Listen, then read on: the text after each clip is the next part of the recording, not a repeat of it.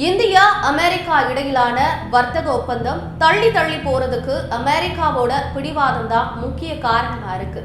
அதை பத்தி இந்த வீடியோல பார்க்கலாம். அமெரிக்க அதிபரா டொனால்ட் ட்ரம்ப் பதவி ஏத்துக்கிட்டதுல இருந்து உலக நாடுகளுக்கு எக்கச்சக்கமா வரி விதிச்சு ஆட்டம் போட்டுட்டு இருக்காரு. பிரிக்ஸ் அமைப்புல இந்தியா உறுப்பினரா இருக்கிறதும், ரஷ்யா கிட்ட இருந்து கச்சா எண்ணெய இறக்குமதி செய்யறதும் ட்ரம்புக்கு கொஞ்சம் கூட பிடிக்கல. இதனால இந்தியாவில இருந்து அமெரிக்காவுக்கு ஏற்றுமதி ஆகிற பொருட்களுக்கு எக்கச்சக்க வரி போடுவோம்னு பகிரங்கமா மிரட்டிட்டு வராரு.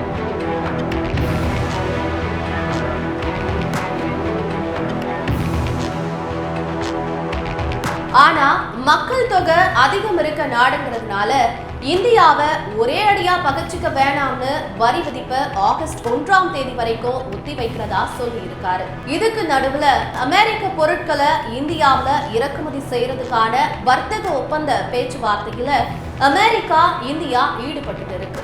ஆனா இந்த ஒப்பந்தம் இன்னும் இறுதி செய்யப்படல. இதுக்கு அமெரிக்காவோட அசைவ பால் தான் முக்கிய காரணமா இருக்கு. அமெரிக்காவில பன்றி, மீன், கோழி, குதிரையோட மாமிசத்தை தீவனத்துல கலந்து மாடுகளுக்கு கொடுக்கறது வழக்கம்.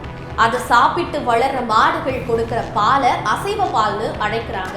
சில நேரங்கள்ல புரதத்துக்காக பன்றி மற்றும் குதிரை ரத்தத்தையும் கொடுக்கிறதா சொல்லப்படுது.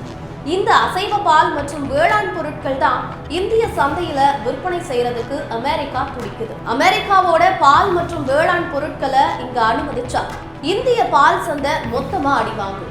குறிப்பா பால் மற்றும் வேளாண் பொருட்களை நம்பி வாழ்க்கை நடத்துற கிராம மக்கள் ரொம்பவே பாதிக்கப்படுவாங்க. இதனாலதான் இரு நாடுகளுக்கு நடுவிலான வர்த்தக ஒப்பந்தம் தள்ளி போகுது. அதோட இந்திய மக்கள் அசைவ பாலை சாப்பிட்றதுக்கும் விரும்ப மாட்டாங்க. இந்த காரணத்தை முன்வச்சு ஒருவேளை நாங்க அனுமதி கொடுத்தா சைவ பாலை தான் இந்தியால விற்பனை செய்யணும், அதை உறுதிப்படுத்துறதுக்கு சான்றிதழும் கொடுக்கணும் அப்படின்னு இந்தியா கண்டிஷன் போட்டிருக்காங்க. இதுக்கு அமெரிக்கா ஒத்து வர மாட்டுது. இது மட்டும் இல்லாம உலக அரங்குல இந்தியாவே ஒரு பெரிய பால் உற்பத்தியாளரா தான் இருக்கு. ஒருவேளை அமெரிக்க பால் பொருட்கள் இங்க விற்பனை செஞ்சா இந்தியாவுக்கு அதனால ஆண்டுக்கு சுமார் 1 லட்சம் கோடி இழப்பு ஏற்படலாம்.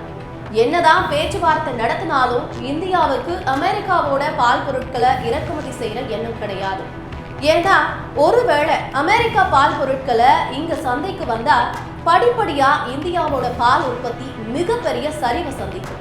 இதனால நாங்க அதை ஒரு சிவப்பு கோடாதான் பார்க்கிறோம். பால் துறையில விட்டு கொடுக்கிற பேச்சுக்கே இடமில்லை அப்படின்னு அரசாங்க வட்டாரங்கள்ல சமீபத்திய பேட்டியில தெரிவிச்சிருக்காங்க.